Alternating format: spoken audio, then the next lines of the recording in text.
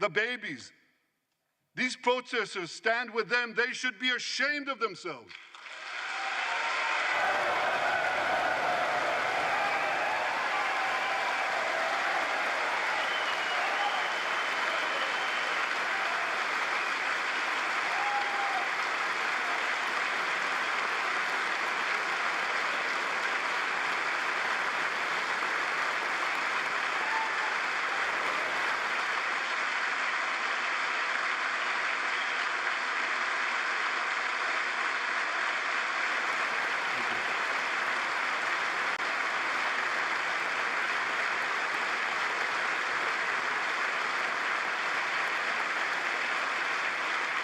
They refuse to make the simple distinction between those who target terrorists and those who target civilians, between the democratic state of Israel and the terrorist thugs of Hamas. We recently learned from the National Security Director, U.S. Director of National Intelligence, that Iran is funding and promoting anti-Israel protests in America. They want to disrupt America. So these protesters burn American flags even on the 4th of July. And I wish to salute the fraternity brothers at the University of North Carolina who protected the American flag against these anti-Israel protesters.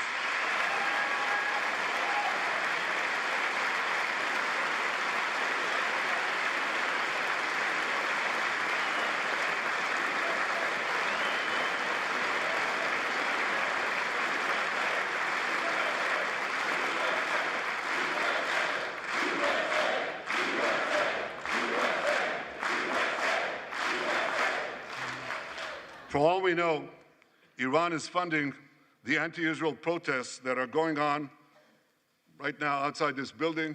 Not that many, but they're there, and throughout the city.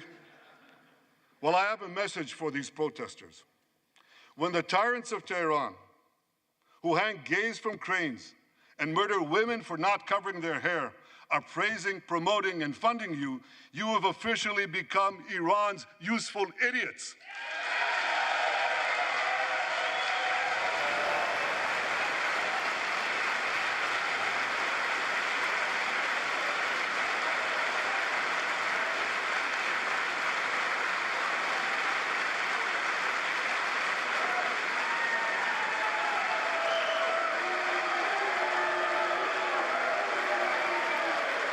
Some of these protesters, and it's amazing, absolutely amazing, some of these protesters hold up signs proclaiming gays for Gaza. They might as well hold up signs saying chickens for KFC.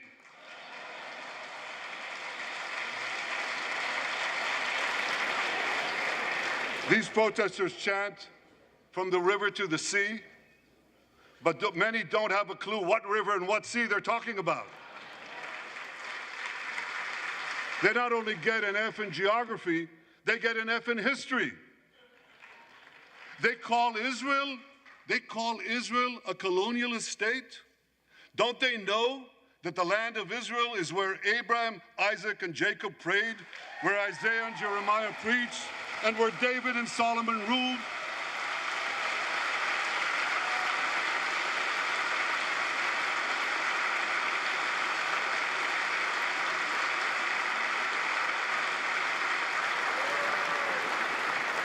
For nearly 4,000 years, the land of Israel has been the homeland of the Jewish people.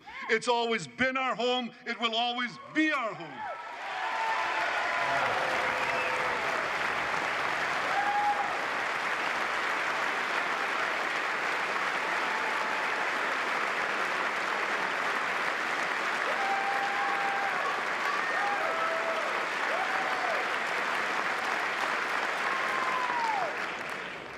It's not only the campus protesters who get it wrong. It's also the people who run those campuses. 80 years after the Holocaust,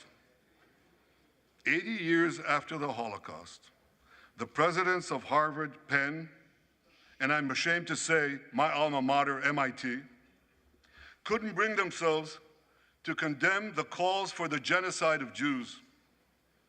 You remember what they said?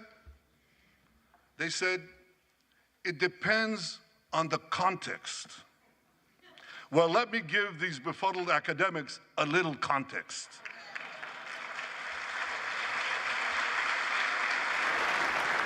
Anti-Semitism is the world's oldest hatred.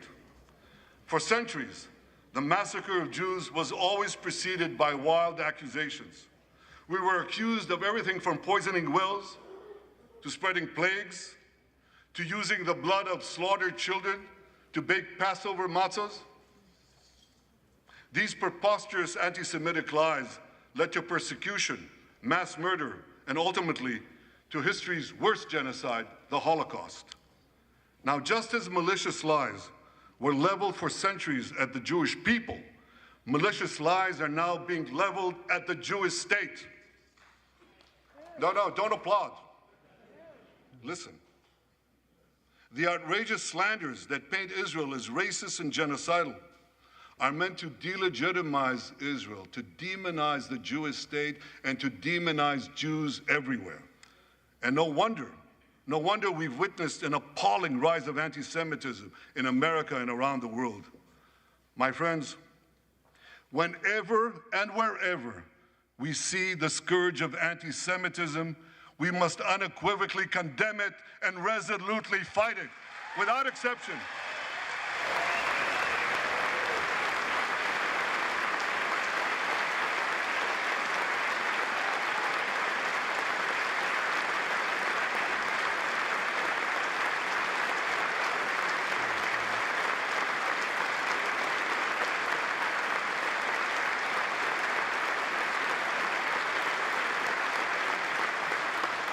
And don't be fooled when the blood libels against the Jewish state come from people who wear fancy silk robes and speak in lofty tones about law and justice. Here's a case in point. The prosecutor of the International Criminal Court has shamefully accused Israel of deliberately starving the people of Gaza. This is utter, complete nonsense. It's a complete fabrication.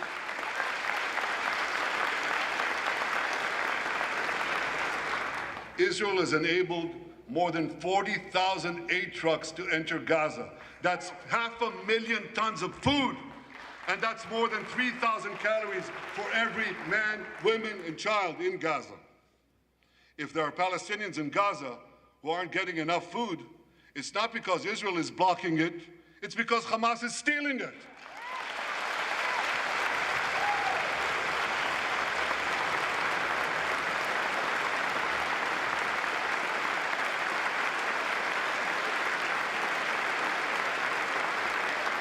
So much for that lie, but here's another. The ICC prosecutor accuses Israel of deliberately targeting civilians. What in God's green earth is he talking about? The IDF has dropped millions of flyers, sent millions of text messages, made hundreds of thousands of phone calls to get Palestinian civilians out of harm's way. But at the same time, Hamas does everything in its power to put Palestinian civilians in harm's way. They fire rockets from schools, from hospitals, from mosques. They even shoot their own people when they try to leave the war zone. A senior Hamas official, Fatri Hamad, boasted, listen to this, he boasted that Palestinian women and children excel at being human shields. His words, excel at being human shields. What monstrous evil. For Israel, every civilian death is a tragedy.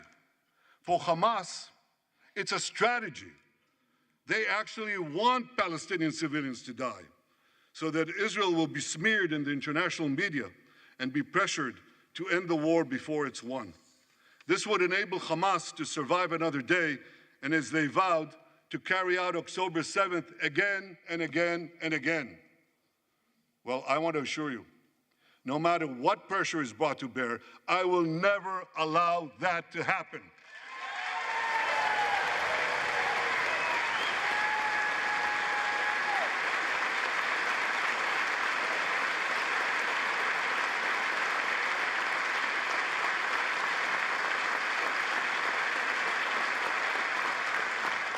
The vast majority of Americans have not fallen for this Hamas propaganda, they continue to support Israel.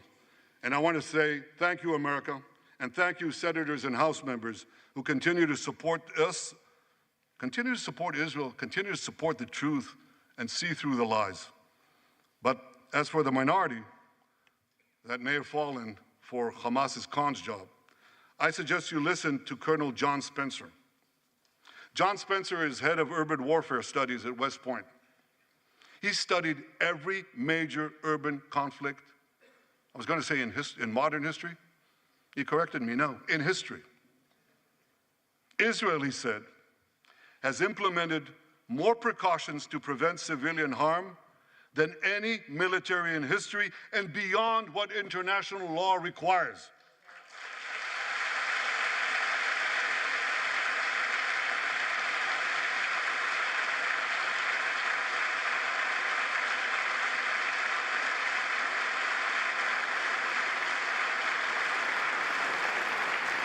That's why, despite all the lies you've heard, the war in Gaza has one of the lowest ratios of combatants to non-combatants casualties in the history of urban warfare.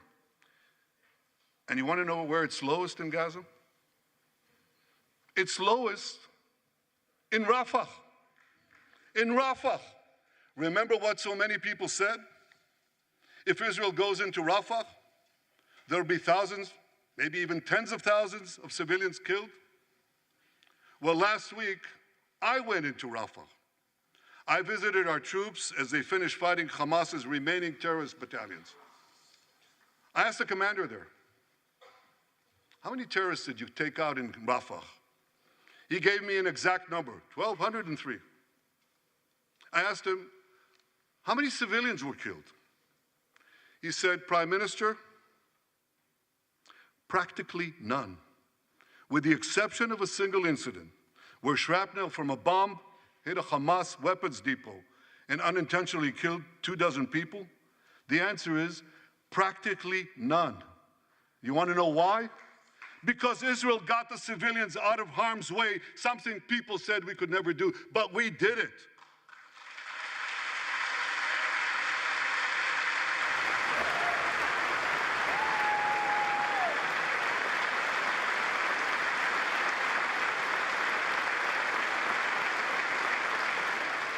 These heroes here today, the heroic soldiers of Israel, should not be condemned for how they're conducting the war in Gaza. They should be commended for it.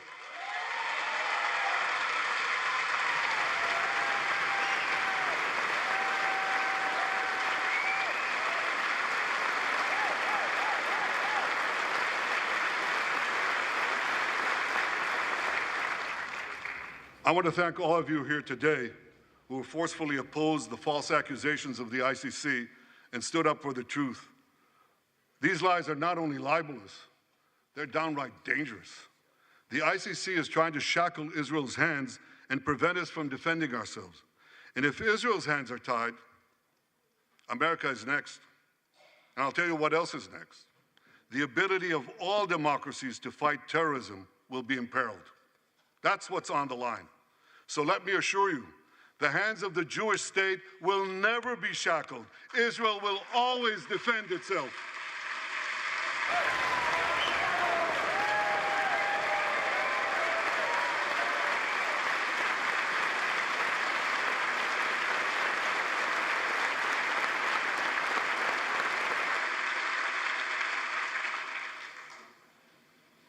My friends, in the Middle East, Iran is virtually behind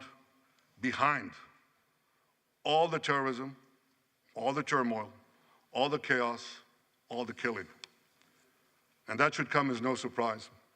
When he founded the Islamic Republic, Ayatollah Khomeini pledged, "We will export our revolution to the entire world." We will export the Islamic revolution to the entire world. Now ask yourself, which country ultimately stands in the way of Iran's maniacal plans to impose radical Islam on the world? And the answer is clear. It's America, the guardian of Western civilization and the world's greatest power.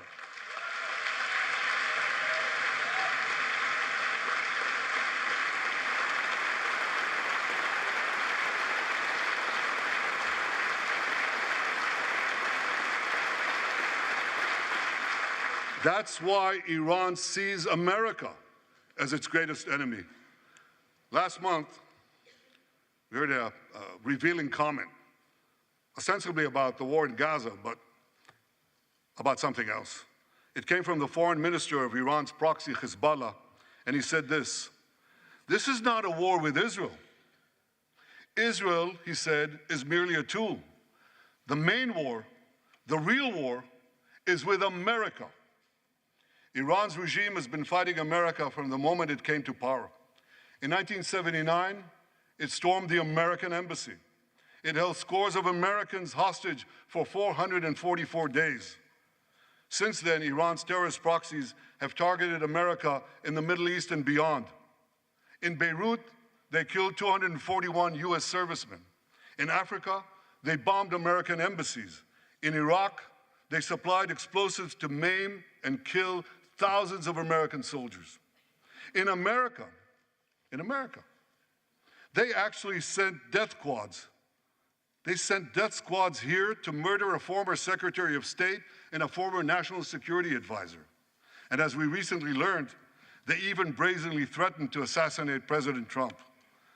But Iran understands that to truly challenge America, it must first conquer the Middle East. And for this, it uses its many proxies, including the Houthis, Hezbollah, and Hamas. Yet in the heart of the Middle East, standing in Iran's way, is one proud pro-American democracy, my country, the State of Israel.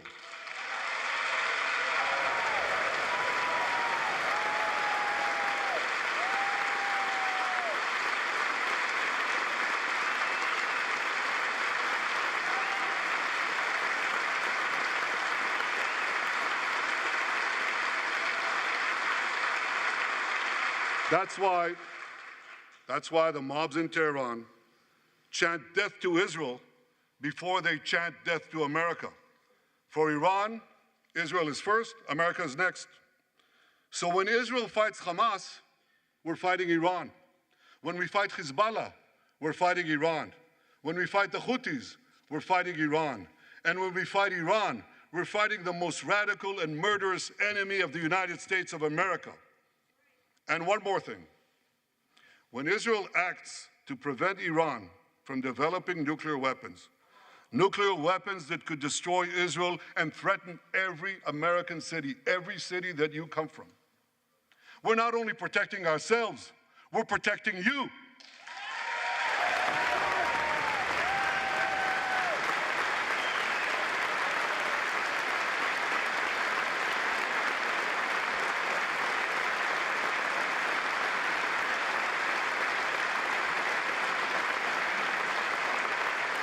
My friends, if you remember one thing from the speech, remember this: our enemies are your enemies.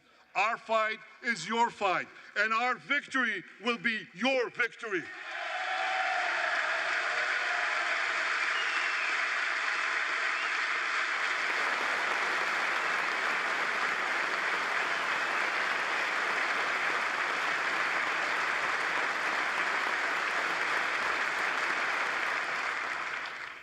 Ladies and gentlemen, that victory is in sight. Israel's defeat of Hamas will be a powerful blow to Iran's axis of terror.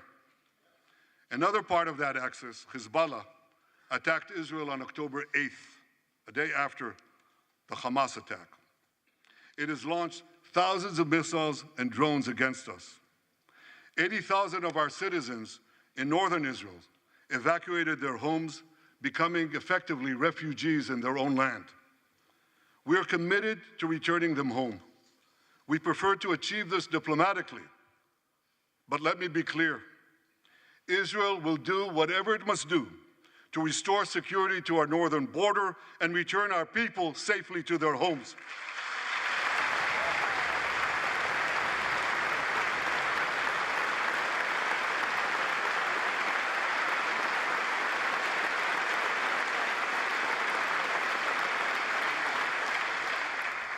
Last Friday, a third Iranian proxy, the Houthis, attacked Tel Aviv with a deadly drone.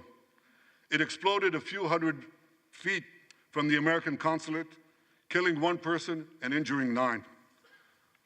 On Saturday, I authorized a swift response to that attack.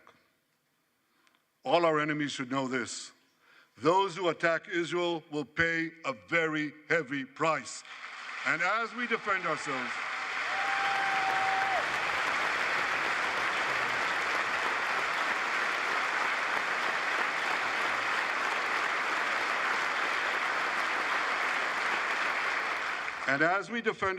on all fronts, I know that America has our back. And I thank you for it. All sides of the aisle, thank you.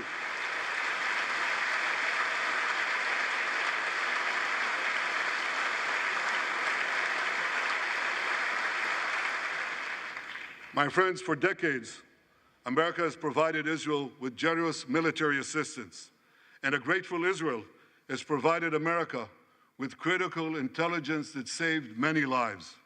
We've jointly developed some of the most sophisticated weapons on earth. I choose my words carefully. We've jointly developed some of the most sophisticated weapons on earth that help protect both our countries. And we also help keep Americans' boots off the ground while protecting our shared interests in the Middle East.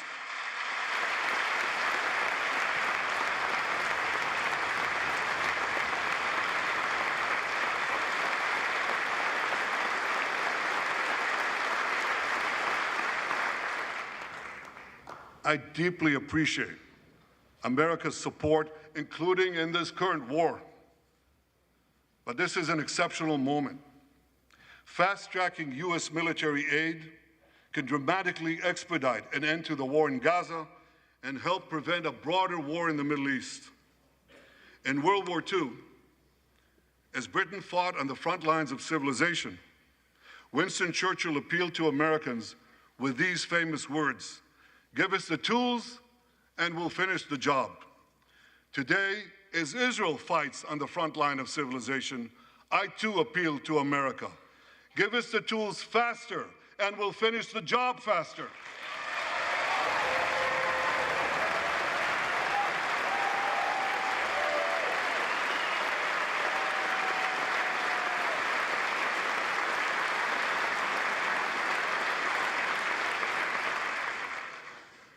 My dear friends, the war in Gaza could end tomorrow if Hamas surrenders, disarms, and returns all the hostages.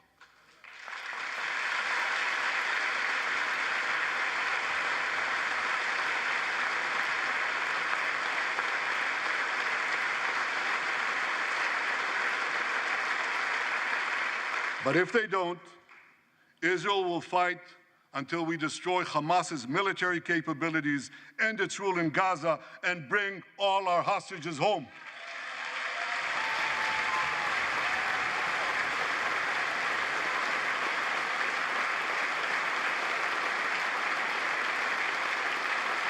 That's what total victory means, and we will settle for nothing less.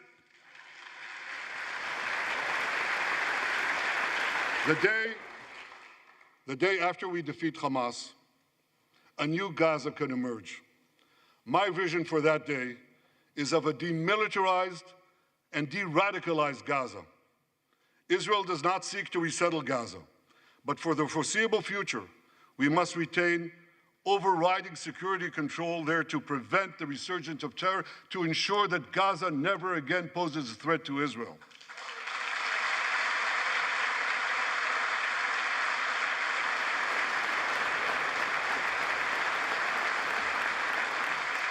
Gaza should have a civilian administration run by Palestinians who do not seek to destroy Israel. That's not too much to ask. It's a fundamental thing that we have a right to demand and to receive.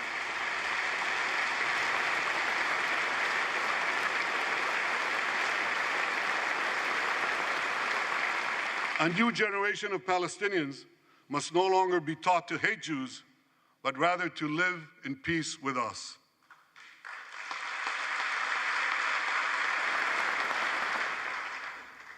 Those twin words, demilitarization and de-radicalization, those II concepts were applied to Germany and Japan after World War II, and that led to decades of peace, prosperity, and security. Following our victory, with the help of regional partners, the demilitarization and de-radicalization of Gaza can also lead to a future of security, prosperity, and peace. That's my vision for Gaza.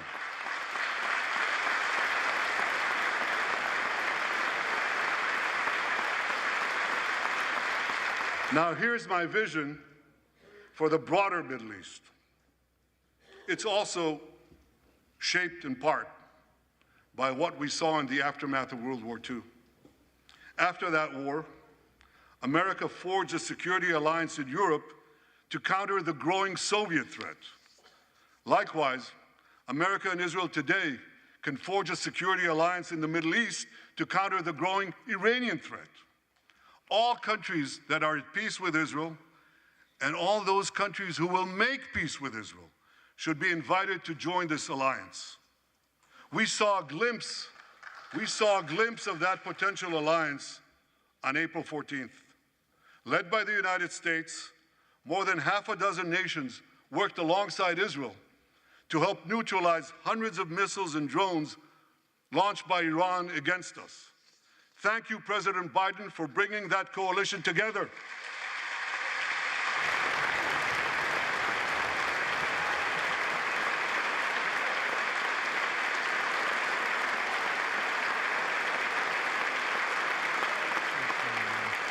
The new alliance I envision would be a natural extension of the groundbreaking Abraham Accords.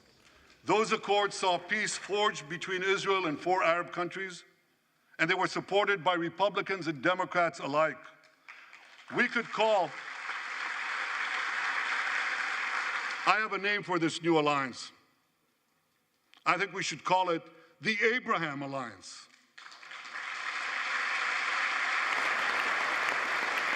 I want to thank President Trump for his leadership in brokering the historic Abraham Accords.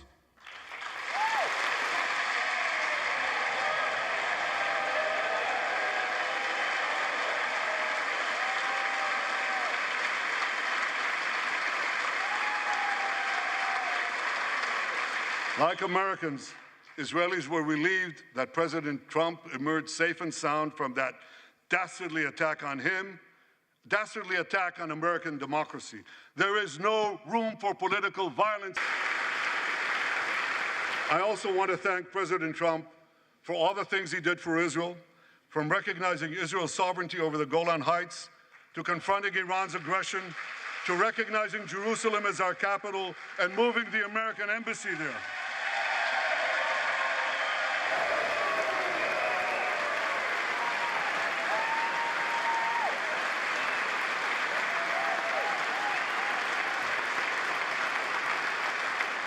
That's Jerusalem, our eternal capital, never to be divided again.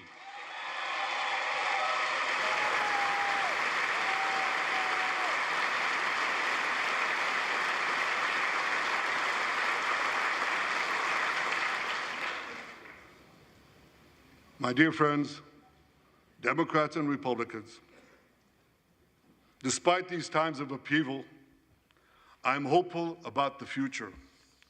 I'm hopeful about Israel because my people, the Jewish people, emerged from the depths of hell, from dispossession and genocide. And against all odds, we restored our sovereignty in our ancient homeland. We built a powerful and vibrant democracy, a democracy that pushes the boundaries of innovation for the betterment of all humanity. I'm hopeful about America because I'm hopeful about Americans. I know how much the people of this country have sacrificed to defend freedom. America will continue to be a force for light and good in a dark and dangerous world. For free peoples everywhere, America remains the beacon of liberty its extraordinary founders envisioned back in 1776.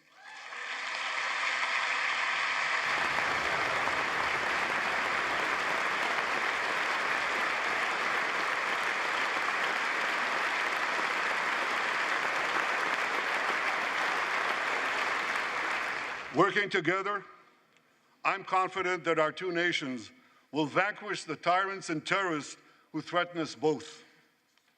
As Israel's Prime Minister, I promise you this: no matter how long it takes, no matter how difficult the road ahead, Israel will not relent, Israel will not bend. We will defend our land, we will defend our people, we will fight until we achieve victory. Victory over liberty, rather victory of liberty over tyranny, victory of life over death, victory of good over evil. That's our solemn commitment.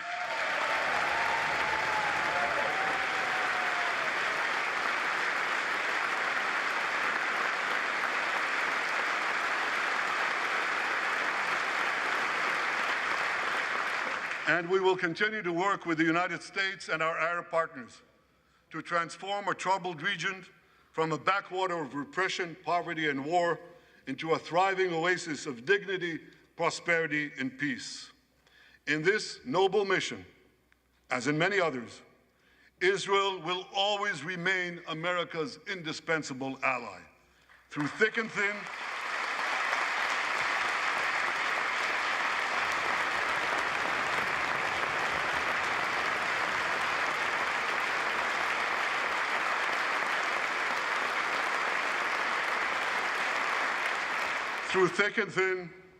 in good times and in bad, Israel will always be your loyal friend and your steadfast partner.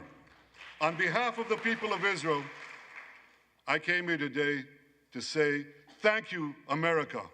Thank you for your support and solidarity. Thank you for standing in Israel, with Israel, in our hour of need. Together we shall defend our common civilization. Together we shall secure a brilliant future for both our nations.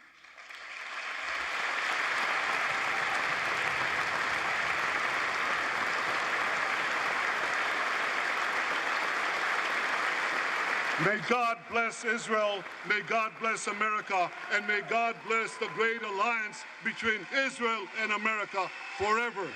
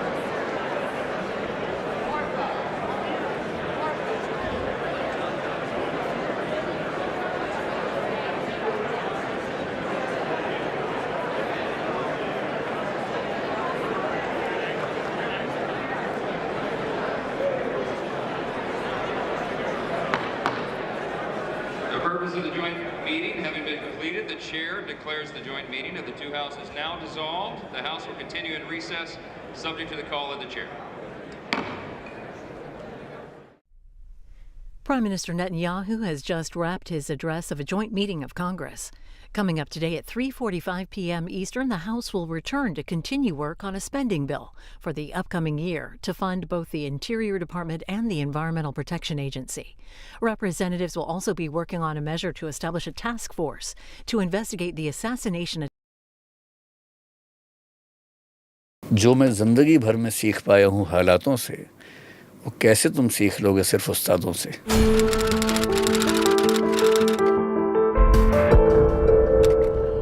The current controversy which is going on about NEET. जो देश 97 crore voters का election करवा सकता है शांति से, वो 23 lakh examiners का exam न करवा पाए तो मानने वाली बात नहीं है। पूजा Khedkar. This becomes the whole controversy about reserved, non-reserved. ये बात सही है कि रिजर्वेशन सिस्टम जो हमने रखा है पिछले कई सालों में, उसमें लूप होल्स बहुत ज्यादा है। I am not questioning the intention of the government, पर मुझे नहीं पता ये लोग कैसे काम करते हैं। मैं हंसी मजाक में बच्चों को समझाता हूँ कि सरकार बहुत क्यूट है हमारी। इतने क्यूट लोग हैं, मतलब लोग मजाक बना के चल रहे हैं आपकी पॉलिसीज का। मुझे नहीं लगता कि 10-20% से ज्यादा सच में ऐसी कंडीशन से आ रहे हैं जो बहुत डिजर्विंग